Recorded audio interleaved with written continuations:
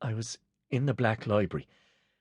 I was filing some new information, said Shani, shaking her head to dismiss the question before it was asked. The specifics would have to wait and clearly weren't relevant. Talandra bit her lip and gestured for Shani to continue. I was just about to leave when I noticed it was missing. A cold prickle ran down Talandra's spine. What?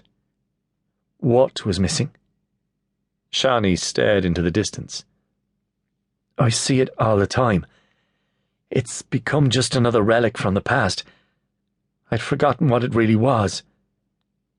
Talandra's mind went through all the possibilities that would rattle Shani so thoroughly. The Black Library was mostly full of notebooks, floor to ceiling, but there were also a few other objects. Items that she didn't want stored in the royal vault, items that shouldn't exist, items that no one knew about except for a handful of people. All of the objects were dangerous in their own way, but as she ran through a list in her mind, there was only one that made her heart skip a beat. Talandra stared at Shani, a question on her lips, and the Morin just nodded. Alexis came back into the room, clanking in her armour, Hiram a step behind. Although neither of her bodyguards had drawn their swords, both had a hand resting on their weapon. They were still alert, but some of the tension had eased from their shoulders. "Tell everyone to stand down," said Talandra. "We're not in any immediate danger." Whether they heard the tremble in her voice, or perhaps it was just her expression, neither of her bodyguards looked convinced. Talandra wasn't sure she really believed it either, but there was nothing anyone could do.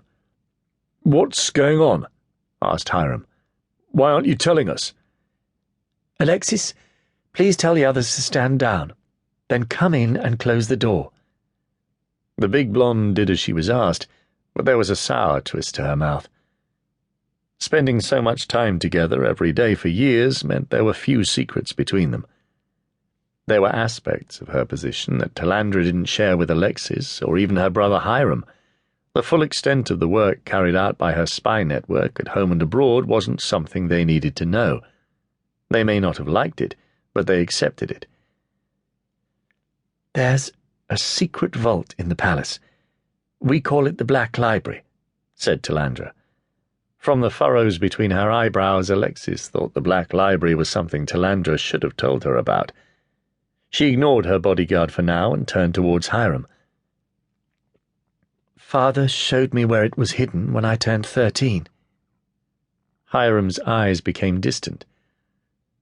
"One summer you became very withdrawn and quiet." "Yes. It was that year." "Me and Fias thought you were starting your cycle," said Hiram with a grin. But Alexis's grim expression didn't change.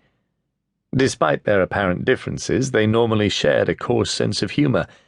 It seemed as if today all humour had been drained from her body. "What's in the vault?" asked Alexis. "Secrets," said Talandra, staring at her bodyguard. "A vault of secrets. Enough to change the world or destroy it in the hands of the wrong people. By the time Father showed me the room, I already knew about his spy network. That day he told me the rest, and it was a heavy burden to carry for a child." "What else was in the room?" asked Alexis. "This isn't about you," said Talandra, hearing the accusation in her tone. "It seems to me, Your Majesty, that it's about trust," said Alexis. The only time she used Talandra's title in private was when she was annoyed. Talandra ignored the jibe, focusing her attention on Hiram again. "As well as secrets, I also stored a few sensitive items in there." "I thought that's what the royal vault was for," said Hiram. "These items don't exist," said Shani, finding her voice again. Some of the colour had returned to her face, but she was still visibly rattled. "There's no written record of them anywhere. Only a handful of people know about them, and only 3 have access to the Black Library." "Someone stole something from the vault," surmised Alexis. "We are 2 of the key holders," said Talandra, gesturing at herself and Shani. to keep listening to this audiobook. I've left you a link in the description so you can do it, at no cost thanks to Audible's 30-day free trial.